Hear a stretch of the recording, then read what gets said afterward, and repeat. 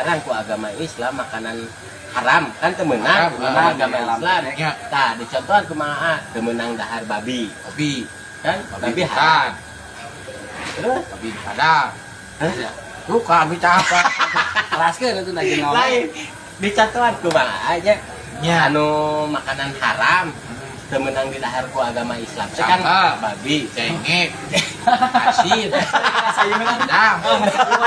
Itu mah mau ngeliwat.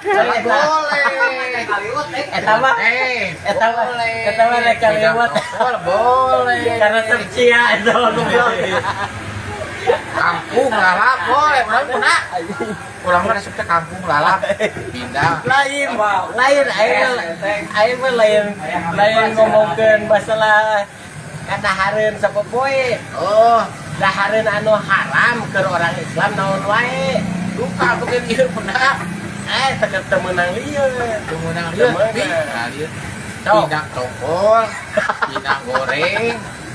asin sia teh rek kalewat ya ngalewat dengikeun nya lamun